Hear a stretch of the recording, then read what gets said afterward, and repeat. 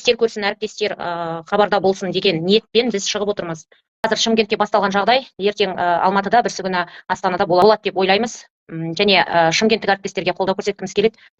Тамыз айынан бастап интернет желілеріне шығып жатыр, әсіресе Сити-Ньюс сайтының бетінде жарияланған қалалық білім бөлімі басқармасының басшысының орынбасары Дарбаева Гүлнара Турдыбаевнаның мәлімдемесі бойынша ол кісі айтады, бұндай камералар басқа да қалаларда қойылған дейді. Бірінші мәселе.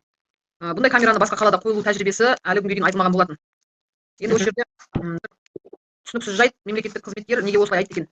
Егер ол ақпарат рас болса, неге ол ақпаратпен бөліспейді? Мен мынау біздің мектепте, жұмыс жасайтын мектепте, яғни 143-ші мектепке осы камераны қояды деген күннен бастап қалалық білім басқармасына, Шымкент қаласының әкімінің орынбасары Сәрсен Құранбек мырзаны тектей отырып, Шымкент қаласының әкімін тектей отырып осындай сауал жіберген болатын. Бірақ ал әлі күнге дейін айқын жобасы туралы ешқандай түсіндірме жұмыстары жүргізілген жоқ.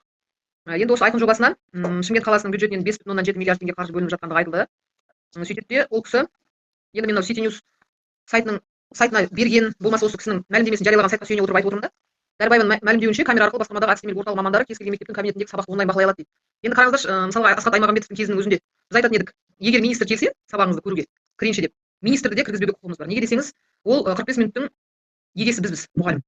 Ал бірақ қалалық білім басқармасының қалауыменен мына қойылып жатқан айқын жобасы арқылы қойылып жатқан бейнекамералар арқылы кез келген кезде, кез келген мектептің кабинетіндегі сабақты әдістемелік орталықтың мамандары онлайн бақылайды дейді. Бұл кім шектен шығу ғой? Бұл жаңағы тіке басты аңду. Және осы жерде айтылады, сонымен бірге күнделікті кезек жүйесі арқылы директорға, оның орынбасарына, мұғалімге ескертулер келіп түседі дейді. Енді қараңыздаршы, мұғалім 5 минут телефон қараса дейді. Егер ол сынып бөлмесінде компьютер болмаса, ол мұғалім 45 минут бойы сабақ барысында ашады, дұрыс па? Енді компьютер болмаса, ол телефон ұстайды ғой. Сонда мына жерде айтқан 5 минут телефон қараса дейді. Ол ЖИ, яғни мынау айқын жобасын бақылайтын, айқын жобасымен қойылған камераларды бақылайтын ЖИ, жасанды интеллект, ол мұғалімнің қараған уақытын барлығын қосады ма, әлде белгілі бір уақыттан бастап есептейді ма? Мысалға мен сабаққа кірдім, кабинетте сынып бөлмеде компьютер жоқ, мен алдымда телефонның күнделікті кезекті аштым. Ара кідік ортасында мен мысалға біреулерді түгелдеуге, оқушыларды түгелдеуге, болмаса оқушылардың атын атап сен сұрақ қоя ғой деген нәрсеге, болмаса мына тапсырмаға жаңа мына оқушы шығады деген нәрсені айту үшін күнделікті ашып отырсам, онда ол қалай есептейді? Үздіксіз сонда 45 минут мен телефон қараған болып есептелемін, былайша айтқанда. Енді екінші мәселе былай дейді, 20 минут біреулермен сөйлессе дейді. Қараңызшы, сонда 20 минут біреулермен мен 45 минут сөйлесем оқушылармен. Сөйлесетін оқушыларым, яғни мен сабақ беретін сыныптың оқушылары, ол жерде 5 пен 11 сыныптың оқушылары болады да. Сонда ол жасанды интеллект мен біреулермен сөйлескенімді бақылайтын болса, ол біреулер кім? Ол біреу сонда оқушыдан өзге адам болу керек. Ал енді сол камералар оның оқушы еместігін қалай біледі? Қалай ол анықтайды? Қандай параметрлерге қарап ол анықтайды? Одан кейін айтады, балаларға сабақ түсіндірмей дейді. Сонда мен ол камераға қарап отырып 45 минут бойы сабақ жүргіземін ба, әлде сабақ түсіндіремін бе? Одан кейін ол камера ол менің сабақ түсіндірмей жатқанымды қалай біледі? Көңіл күйімнен ба, аузымның жыбырлауынан ба, жоқ дыбыстық жазылу бар ма, ол жағы айтылмайды да. Бір сабағымызда біз тжб жазғызамыз. Математика пәнінде бізде сөйлеу, тыңдалым деген жоқ. Ол жерді қалай бағалайды? Осындай мәселелер болып тұр. Енді қараңыздар, ең соңында былай дейді. Директор мұғалімді шақырып алып, өз міндетін дұрыс атқармағаны үшін ескерту жасай алады, немесе басқа да жауапкершілікке тартуы мүмкін дейді. Енді ең орталық тұсы болмаса, ең осы жобаның заңсыз тұсы осы жерде қараңыздар. Директор мұғалімді шақырып алып, өз міндетін дұрыс атқармағаны үшін. Ол кісінің міндетін дұрыс атқармағанын кім бақылап отыр? Жасанды интеллект. Ол қандай параметрлерге сүйеніп отыр? Ол қандай жерлерде апробациядан өтті? Болмаса, осы көрдіңіз ба, жасанды интеллектті неге қарап бағалайды, ол анық ашық айтылмайды да. Осы жерде қараңыздаршы, тағы ең соңындағы бір сөйлемі, төбесінде камера тұрғанын білетін ұстаз 45 минут сабағын талапқа сай өткізіп, сынып ішінде оқушылардың да заң бұзушылығы азаяды. Мұғалім өзінің 45 минут уақытын бекерге өткізбейді деген мәселені де көп айтып жүрміз ғой. Қысқа мерзімді жоспар. Енді басқа мамандарда қысқа мерзімді жоспар деген нәрсе жоқ, бірақ басқа мұғалім де бар да. Сол мұғалім 45 минут сабағын талапқа сай өткізетіндігіне күнделікті жоспар жасап дайындалып барады. Сынып ішінде оқушылардың да бұзушылығы азаяды дейді. Қараңыздар, енді осы жерде мен сауал қойдым да, біздің Шымкент қаласында қандай да бір құқық бұзушылықтар біз білмейтін, қандай да бір жасырынып жатқан бір оқиғалар бар ма екен? Ол бойынша да міне 2 апта, 3 аптаның көлемі болды. Не жауап жазылмады, болмаса түсіндірме жарияланбады. Құқық бұзушылықтың өзі орын алатын жерлері бар ғой. Оқушылардың көп жиналуында, басқа жерлерде, бірақ сабақ өтіп жатқан жерде анау айтқан құқық бұзушылық болады деп мен ойламаймын. Неге десеңіз, әр мұғалім 45 минутта сол өз сабағына еге болады, өзінің оқушыларына сабақ түсіндірумен, сабақ процесі болады. Ол жерде қараңыздар, біз мынау шетелден жаңартылған білім бағдарламасын алдырдық қой, сол кездің өзінде айтады, шудың өзінің уақыты болады. Дұрыс па? Жұмыс шуы болады, жай шулау болады. Мысалға, жұмыс шуына мұғалім құлақ түре отырып оны анықтайды. Мынау жұмыс шуы, мынау жаңағы жай оқушылардың шулап кетуі деген мәселе да. Енді жиі ешқандай мұғалімді орнына ауыстырмайды мұғалімнің. Жиыға толық бір билік беріп қоятындай уақыт емес қой әлі. Заңсыз тұсы көп. Бұл жай ғана мынау ол кісілердің айтқан мәлімдемесіне ғана тоқталғанда. Енді қараңыздаршы, бұл жерде ешқандай бұйрығы жоқ. Нақты айтуға болады, бұйрығы жоқ. Енді қараңыз, неге деңіз? Бұл мемлекеттік сатып алу арқылы алынып отыр ғой. Бұл мемлекеттік сатып алу арқылы алынғаннан кейін, бұған қаржы көзі қарастырылғаннан кейін бұл жариялану керек. Мемлекеттік сатып алуда. Госзакупкада шығып тұрған жоқ па не ол камералар? Оны мектеп сатып алмады деп тұр ғой. Мен мектеп басшысымен сөйлестім. Мектеп басшысы бұны басқарма қойып отыр деп отыр да. Мектепке қарқынды беріп жатыр ма жоқ білім бөлімі сатып келіп беріп жатыр ма, сол жерін нақтылап жіберіңізші. Білім бөлімі сатып алып келіп беріп отыр дейді. Сөзбенен бұл Қаржы енді білім бөлімі, иә, қаржы білім бөлімінен қарастырылып жатқан көрінеді. апай, осы жерде бар ғой, жалпы бұл камера қойылу дүниесі біздің министрліктің шығарған заңдарында, бұйрықтарында бар ма? Мен қарап шықтым, ондай бұйрықта жоқ. Неге десеңіздер, өзі камераның қойылуының жаңағы бұйрығы бар ғой. Осы жерде камера қою арқылы қандай заңдарды бұзып отыр? Сіз осыны зерттедіңіз ғой. Айтып кетіңізші өтініш. Ең бірінші заңды бұзып отырғаны бұл жерде жеке дербес деректер, адамның бейнесінің өзі дербес дерекке жатады. Мен өзімнің дербес дерегімді бөлісуге ешкімге әлі келісім берген жоқпын. Алайда бірақ камера қойып қояды. Кейін мынау камера қоятын өзі жерлер заңда нақты айтылған. Ол жерде 3 пункт нақты жазылған. Және де басқада жаңағы мектептің ішіндегі ғимараттарға дейді да. Бірақ алайда сынып бөлмесі деп нақтылап айтылмаған ол жерде. Сосын оның мақсаты жаңағы қауіпсіздік қой. Ал білесіздер, мектептерде жалпы оқушылар көп шоғырланатын жерге қойылады. Мысалға жаңағы коридорларымыз, мәжіліс залымыз, спорт залымыз, және де олар тек қана бір белгілі бір сондай заң бұзушылықтарда ғана ашылып қаралады. Және олардың барлығы мынау Шымкент қаласында дабыл батырмасыменен тікелей жаңағы құқық қорғау органдарына жалғанған. Алайда сондай камералар тұруына қарамастан осыншама миллиардтарды жұмсау енді заңсыз деп ойлаймын. Мен өз басым қарсы. Енді сіздің айтуыңызға қарағанда, сіздің алған ақпараттарыңызға қарағанда, жалпы негізгі мақсат мұғалімдерді бақылау, иә? Және ол ешқандай заңда болмаса, ешқандай бұйрықта келтірілмеген болса, ол арқылы қалай мұғалімді жазалайды. Және ол жасанды интеллект бағалайтын болса, мұғалімнің іс-әрекетінің барлығы. Бұл мұғалімдерді қалай жазаны қалай қолданады екен бұлар? Бұлардікі тек қана тексеру, тек қана бақылау. Кешегі ненің жаңағы КМЖ мәселесінде де тіптен министрлік өкілінің өзі, бақылау департаментінің басшысының өзі КМЖ күнделік кезекке салынатын болса, тексеруге жақсы деген сөз айтты маған. Олар енді тек тексеру, КМЖ сабақты қалай ашасың кабинетте, интернетің бар ма, немесе кабинетте қалай ашасың, компьютерің бар ма деген сұрақ қоймайды ешкім. Егер компьютер жоқ мектептер бар, интернет жоқ мектептер бар, ал бірақ КМЖны міндетті түрде салу керек. Бұл да дәл сол сияқты болып тұр ғой. Ешқандай жағдай жоқ мектепке. Көп кеше көрген шығарсыздар желден менің мектебімнің жағдайының қандай екенін. Мен 4 жыл болды мектеп сұрағаныма. Мектепке ремонт жасаңыздар дедім, басқа дедім. Сондай мектептердің сондай мектептердің жағдайын жақсарту керек қой. Мұғалімдердің әрқайсысына бір кабинет беріп қойсын. Сонда барлық КМЖ-сын да саламыз, сол жерде отырып бүкіл жағдайын жасаймыз. Қазір телефонменен өзіміздің телефонымыздағы интернетті пайдаланамыз. Сонда мен егер телефонымды ашып интернет қосып жатсам, сонда камера түсіріп алып мен жұмыстан шығарамын, мен соны түсінбей отырмын, Маржан апай. Тағы не айтасыз осы неге камераға байланысты? Маржан апай, осы Шымкентте сізден басқа мұғалім жоқ па? Мен түсінбедім. Сіздің ғана көтергеніңізді көрем. Ренжімесін Шымкенттік әріптестер. Көтеріп жатқандар бар шығар, бірақ мен көрмеген шығармын мүмкін. Басқа кімдер көтеріп жатыр бұл мәселені? Неге бірікпейсіздер? Неге бірігіп бір нысаналы мектептің кезінде біріктіңіздер ме? Сол сияқты неге бірікпейсіздер деп ойланып тұрмын да. Енді менен де өзге бұл мәселені көтеріп жатқан әріптестеріміз бар. Менің білетінім Гүлжахан Аблязова апайымыз көтеріп жатыр. Және де Ләззат Ажыбекова апайымыз көтеріп жатыр. Жалпы наразылық бар. Наразылық мұғалімдер жағынан бар. Енді қараңызшы. Шымкентте енді 2-3 мұғалімді сізбенен 3 мұғалім ғой жақсы. Мен бірақ енді Шымкентте қанша мұғалім бар, барлығы бірігу керек негізі менің ойымша. Бұл жоба жаңа жобаның атын Айқын, иә? Айқын. Айқынды кім шығарып отыр, Айқын жобасын? Енді Айқын жобасын біздің шымкенттіктер шығарып отыр ғой. Шымкенттіктер өздері шығара сала ма сонда? Иә, біздің шымкенттіктер шығарып отыр. Енді қараңызшы, мынау білім саласындағы біз өткен жылы көрдік нысаналы мектеп жобасын. Ақыр соңында міне 1 жыл деген кезде тоқтатылды деп жарияланды. 1 жылдан астам уақытта. Қалай тоқтатарларын білмеді заңсыз болғаннан кейін. Бастады. Енді қараңыз, мына жерде айтады, биыл қаланың білім саласында бірінші рет Айқын жобасы іске асырылғалы отыр дейді. Бірінші рет, яғни осы Айқын жобасын біздің Шымкент бастап отыр деп ойлаймын енді. Мына жердегі мәліметтеріне байланысты. Қарапайым, мысалы мен өзім жаңағы сіздер айтқандай интернетті өзімнің телефонымнан қосамын. Кейде өшіп қалады телефоным. Оның аты құрылғы ғой деймін да, бірде өшіп қалады интернет. Сол кезде телефонымыз сол кезде қайтадан ашып қосамыз. Енді қарапайым интернетке қосыла алмай отырмыз. Одан кейін біздегі мынау Шымкент қаласында бірнеше жылдан бері айтып келе жатқан бір өзекті мәселем бар. Бізде оңтүстік жақта күн ыстық. Бізде өзінде 1 рет қар жауды, биылдыққа әлі қар жауған жоқ. Басқа. Мына оқу жылының басында қыркүйек, қазан айларында, одан кейін сәуір, мамыр айларында 4 ай бізде күн ыстық болады. Күн ыстық болады да, ана сынып бөлмелерінде демалу мүмкін емес болып кетеді. Одан кейін білесіздер, мынау жазғы лагерь деп шығады да. Мен өзім көп балалы ана болғанмен мен балаларымды жібермеймін лагерьге. Неге десеңіз, біз мынау мамыр айындағы оқушылардың, қыркүйек айындағы оқушылардың жағдайын көре тұра, қалай мен оны маусым айында мектепке жазғы лагерьге жіберемін. Енді өзекті мәселе, Тажиева Жанат Арысбекқызының кезінде де Фейсбукта осы мәселені айттым да. Бізге мектептерге, Шымкент қаласының, Түркістан облысының мектептерінің сынып бөлмелеріне бізге кондиционер керек. Кішкентай ғана өздерінің жаңағы мектеп әкімшілігінің бөлмелерінде тұрған кондиционер неліктен оқушыларға қол жетімсіз? Жарайды, біз үлкен адамбыз. Бірақ ана оқушылар, ауа жетпей, дем жетпей отырған оқушыларға не үшін оларға сол қол жетімсіз? Енді осы мәселені бірнеше жылдан бері айтып келе жатырмыз. Жарайды, мейлі, жаңағы кейде канцтоварларға да ақша бөлінбей жатады. Енді осыншама миллиардтап жұмсаған қаржыны, мен ойлаймын, әрбір сынып бөлмесіне қойса, ол мынау камераның қызметінен қымбат тұрмайды кондиционер қою. Оны бір рет қояды, мысалға 2-3 жылда бір жаңағы жөндеп қарап қоятын шығар, тазалап. Алайда мынау камераға кететіндей қаржы кетпейді кондиционерлерге да. Қазір мынау енді жайлы мектептер шыққаннан салынып жатқаннан кейін барып екеуін салыстырамыз ғой, иә. Бірақ қарапайым бұрынғы салынған мектептерде көп нәрсе жоқ қой, көп нәрселер жоқ. Мынау білім және ғылым министрлігінің шығарған әрбір сынып бөлмесінде, әрбір жаңағы мектептің бөлмелерінде мына нәрселер болу керек деген бұйрығы бар. Бірақ сол бұйрықта әдемілеп жазып қояды. Математика сыныбында мына нәрсе болу керек, қазақ тілі сыныбында мына нәрсе болу керек, бастауышта мына нәрсе деп. Бірақ біз соның барлығын түгелдей алмай жатып, не үшін мынау бір нысаналы мектеп жобасынан айыға алмай жатып, осындай жобаға қыруар ақша жұмсап отырмыз?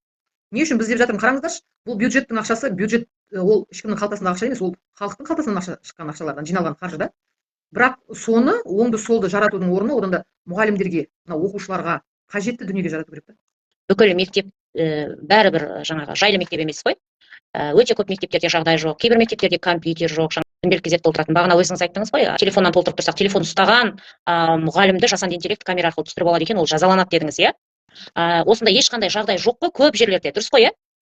Интерактивті тақталары жоқ. Сол интерактивті тақтасы жоқ мектептерге де, компьютер жоқ мектептерге де барлығына камера қоя бере ма сонда? Айқын жоба солай қараған ба? Енді мектептердің дәлізінде, сыртында, барлық жерінде онсыз да камера бар ғой, тек қана сыныптарда жоқ, енді сыныпқа қойғалы жатыр. Жағдай жоқ мектептердің бәріне қойып жатыр ма сонда? Бүкіл мектепті қамту керек па Шымкентте? Енді мынау бір сынып бөлмелерінде 2 камерадан тұр екен. Неге? Алдыңғы қойылған камера және осы айқын жобасымен қойылған камерада. Енді ең өкініштісі осы ғой, қараңызшы, бірінші қойылған камера сонда не мақсатта қойылды? Оны қалай қойды? Оны қандай ақшаға қойды? Иә, мынау мен жұмыс жасайтын мектепте жоқ, бірақ қалада бірнеше мектепте қазір бір сынып бөлмесіне екінші камерадан қойылып жатыр. Бұл Шымкент қаласында ма, Түркістан облысында да бар ма? Жоқ, Шымкент қаласы бойынша. Шымкент қаласында бүкіл мектептің жағдайы жасалған ба? Бәрінде интерактивті тақта, бәрінде компьютер, бәрінде оқушыға сабақ өтетін бүкіл мүмкіндік бар ма? Мәселе сода ғой, енді сол мүмкіндік болмай тұрып, бірақ айқын камерасын қойып жатыр да. Мысалға қараңызшы, қарапайым әркім өзінің мысалын ретінде айтады да, өзін мысал етіп барып айтады. Неге десеңіз, әркім мына өзін айта отырып барып түсіндіреді. Мен өткен айда, қыркүйек айында бізде жаңағы математика пән мұғалімдері жетіспеді, 2 апта 4 күн сабақ бердім басқа кезеңге. Сол жерде мүлдем компьютер болмады. Компьютер түгіл біз сынып бөлмесін таппадық қой, оқушының көптігі соншалықты, біз сынып бөлмесін таппадық. Сөйтті де мектеп әкімшілігі жаңағы фойелерде ортадағы коворкингке арналған бөлмелерді сынып бөлмесі етті. Ол жерде компьютер жоқ. Сол жерде мен мысалы 45 минут бойы күнделікті кезекті ашып қолдандым. Енді 45 минут адам күнделікті кезекті қолданбайды, иә, рас, бірақ ішінде қажет кезде ашады. Бірінші түгелдеуден бастайды. Одан кейін жаңағы баға қоюдың өзі күнделікті кезекте қарайды. Дұрыс па? Тақтаның өзін таппай қалдық сол кезде. Неге осы мәселенің барлығы мынау тамыз айында қаралмайды? Енді қараңызшы, бағана ойланып отырмын да, мынау тікелей эфирге шығамыз дедік қой. Сонда ойланам да, не үшін мектеп әкімшілігі осы мәселеге көз жұма қарап отыр? Ең негізгі сұрақ та, мектеп басшылары қойылу керек Шымкент қаласының. Неліктен ол кісілер мемлекеттен қаржы алып, айлық алып жұмыс жасап отыр? Егер өзінің мұғалімдерін қалалық білім басқармадан қорғай алмаса, алдында отырған өзі жауапты, білім туралы заңда айтылған мектеп басшысы оқушының өмір қауіпсіздігіне жауапты. Енді қараңыз, сол әрбір мектеп, осы Шымкент қаласының әрбір мектебінің басшысы, директорлар, не үшін сол директорлар қалалық білім басқармасына қарсылық хатын жазбайды? Міне мен өзім басқарып отырған мектепке мен мұғалім қарсы шығып жатыр. Мен басқаратын мектептің ата-аналары қарсы шығып жатыр депті. Неге десеңіз, бұл әрбір басшының өзінің үнін көрсететін жағдай тура осы уақытта. Одан да маған мынаны беріңіз. Жаңағы айтып тұрмын ғой, біз әлі канцтовар алған жоқпыз. 1-2 пачка А4 парағын алдық жылдың басынан бері. Сонда не үшін айтпайды? Мысалға менің мектебімде жұмыс жасайтын Алпараева менен келіп, жаңағы кеңсе тауарларын сұрады. Мен соны бере алмай отырмын. Ана жерде менде тақта жоқ, мен соны қыркүйек айына қамтамасыз ете алмай отырмын депті. Енді былайша айтқанда ренжитін жағдай. Мектепті басқарып отырмын деген басшылар осы нәрсеге сіз айтып отырсыз ғой. Сізден басқа мұғалім қарсы шығып жатқан жоқ па деп ше. Ең бірінші жауапкершілік мектеп директорлерінде болу керек. Алып келді, айқын жобасы деп камераларды қойды. Әлде ол мектеп директоріне қандай да бір жаңағы жұмысын жеңілдетіп жатқаннан кейін ба? Осы Маржан апай, осы мен түсінбеймін да. Айқын жобасын жасайды, айқын жобасына мұғалімдерді телефон ұстамайды, тағы бірдеңе, бір адаммен сөйлеспейді. Осындай жағдай болса, жаңағы тәртіптік шара беріледі, директор оны жазалайды деген бәрін сол жобаға кіргізеді, иә? Оны министрлік жасамайды. Жалпы республика көлемінде емес, оны Шымкент қаласы ғана жасап отыр. Дұрыс қой, иә? Сонда мен түсінбедім, Шымкент қаласының әкімі, Шымкент қаласының әкімдігі ғой енді осының бәрін жасайтын, иә? Осының бәріне жауапты. Шымкент қаласының білім басқармасы мұғалімдерге деген кегі бар ма? Жоқ, мұғалімдерді соншалықты жек көре ма? Оның орнына сыныптарды интерактивті тақтамен қамтамасыз етсін, сыныптарды компьютермен қамтамасыз етсін, мұғалімдердің жағдайын жасасын да оның орнына. Мұғалімдер тек аңдуға, тек қана мұғалімдерді жазалауға ғана ұмтылғанша. Ол айқын жобасы деген жобаны кім ойлап тапқан, мен түсінбедім. Бұл заңды ма екен, осы жағына қарау керек сияқты. Әкім көрінген забрайыны жоба ойлап тауып, мемлекеттен қыруар қаржы ала берсе, көрінген мектепке кіріп ойына келгенді жасай берсе, ол дұрыс емес деп есептеймін мен. Сіз не айтасыз, Маржан апай? Мынау кез келген қатты араласып кеткен сияқты. Менің ойымша Шымкент қаласының әкімдігі өте қатты араласып кеткен сияқты көрінеді. Ол мектептің кезінде де кәдімгі белсенді болды ғой олар, менің шамалауымша. Иә, сол нысаналы мектеп жобасы кезінде де мынау қаланың әкімінің орынбасары көп араласты, куратор болды. Оның ішінде тек қана ол кісі емес, жаңағы қалалық білім басқармадан да бірнеше маман осы куратор болды ғой. Сол кезде де осы мәселені айтып көтерген болатынбыз, мынау нысаналы мектеп жобасының заңсыз екенін. Алайда кейіннен жерде айтылып жатты ғой, заңсыз екендігі. Ақыр соңында міне тоқтады. Бірақ оның нәтижесінде қанша ақша, сол заңсыз жобаның нәтижесінде қанша ақша ауаға кетті. Қаншама мұғалімнің жаңағы уақыты мақсатсыз жұмсалды, сабақ уақытынан алып, тест тапсырған оқушылардың қаншама мынау сабағынан қалынды. Сол жаңағы бос болып қалды ғой енді сол орындар. Сол мәселе не үшін айтылмады? Есеп не үшін берілмеді? Бірақ алайда бір жобадан есеп берілмей жатқанда екінші жобаны не мақсатта қосып отыр? Дұрыс. Енді Маржан апай мына жерде жазады, Гүлжазира деген әріптесіміз, камера жалғыз Шымкентте емес дейді. Қай жерде камера? Айман апай, бұл жерде мына нәрсе ғой. Бізде мынау мұғалімдер Қазақстан бойынша түсіне алмай отыр да, жалпы камераның екі түрі бар болып тұр ғой. Біздің қазір жағдайда байқап отырғанымыз, камераның біреуі ол шынымен мынау жаңағы оқыс жағдай болып қалған жағдайда ғана іске асырылып, ашылып көрінеді да. Иә, мынау. Не демейсіз, ол дәліздегі, сақтағы, дәретханаға баратын жолдағы камералар туралы айтып отырсыз ғой сіз қазір. Иә, кейбір мектептерде жаңағы өздерінің бастамашылығыменен қойылған ғой. Мысалға бізде Шымкент қаласында бір мектепте мен нақты білем камера қойылғанын. Себебі ол мұғалімдердің өз өтінішімен болған дүние дейді. Естуімше, ол жаңағы оқушыларды тәртіпке шақыру мақсатында. Ал бұл айқын жобасы арқылы қойылып жатқан камералардың мақсаты бұл жерде естіп отырсыздар ғой. Жаңағы енді мұғалімді аңду. 5-7 миллиард бөледі да, камераға. Соншама көп қыруар ақша ғой. Бірақ сіз айттыңыз, мына сыныпта бұрыннан бір камера тұрған дедіңіз, кей мектептерде, дұрыс па? Сыныпқа екінші камераны әкеп орнатқан дейсіз. Ол бір сыныпқа екі камераның неге керегі бар? Осыншама ақша бөліп деген әңгіме ғой. Иә, дұрыс қой, сол мәселе сонда болып тұр. Және мынау қарап отырған көрермендер City News деген сайтқа жазсаңыздар, анық көрініп тұр сол жерде. Айқын жобасы арқылы қандай камера қойылып жатқаны ше. Оның ешқандай бұйрығымен таныса алмайды мектеп әкімшілігі. Әйтпесе айттым ғой, осы мәселені көтергенімізге, жалпы өзім көтергеніне осы мәселені 3 апта болды. Мен ешқандай ақпарат жоқ, жауап жоқ. Мына нәрсе мынандай болғаннан кейін деген уәж жоқ та. Сізді көріп отырмын ғой, 2 апта болды ма, 3 апта болды ма, шырылдап жүрсіз. Басыңызды тауға да соғасыз, тасқа да соғасыз. Жалпы осылай мұғалімдерге, оқушыларға жалпы жаныңыз ашып жүргеніне рахмет, апай. Жалпы бар ғой, Маржан апай, мен сізге ризамын. Сіз кәдімгі заңды өте қатты оқисыз, қатты жаңағы заңды білесіз жақсы. Жалпы бұл біз бостан босқа мына жерде бір 15-16 адам ғана көріп отыр бізді, иә. Айтып кетпейік, бұны біз Жұлдыз ханымға жіберейік, бұл эфирдің сілтемесін. Сондықтан тікелей министрге қарата уәжіңізді айтсаңыз жақсы болар еді. Енді құрметті Жұлдыз Досбергенқызы, мынау Шымкент қаласында ашылып, яғни басталып жатқан айқын жобасына мен өз басым қарсымын. Неге десеңіз, бұл мұғалімнің бірінші шығармашылық еркіндігіне қол сұғу, екінші сол сыныпта отырған оқушылардың өзінің жаңағы дамуына тежеу деп ойлаймын. Ата-ана ретінде де қарсымын. Ата-ана ретінде түбегейлі қарсымын. Неге десеңіздер, мынау қазір жасанды интеллект әлі зерттелмеген дүниелердің бірі. Осы жасанды интеллект арқылы біздің дербес деректерімізге қол сұғуда.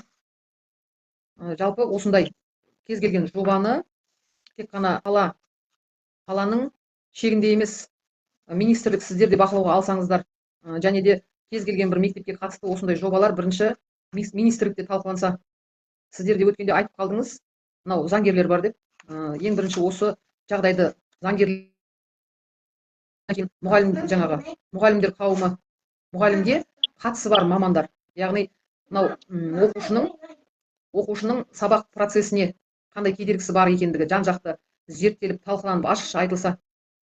Мынау менің айтатыным, сізден өтініш, заңсыз жобаны тоқтатуын сұраймын, және де мектептің сынып бөлмелеріне қойылған камераларды алып тастауын сұраймын. Енді қыруар ақша бөлінді, дұрыс. Алайда ол камералар бюджеттің ақшасына сатып алынғандықтан ол жарамсыз болмайды деп ойлаймын. Себебі жаңа дүние, жаңадан алынған камералар ол басқа да бір жаңағы мақсаттарда жұмсалуы мүмкін. Мысалға балабақшаларда, бізде мемлекеттік балабақшалардың мынау асханасында камералар жоқ. Тағы да сондай камера қоятын жерлер табылады ғой. Бірақ мектептердің сынып бөлмелерінен алып тасталуын сұраймын.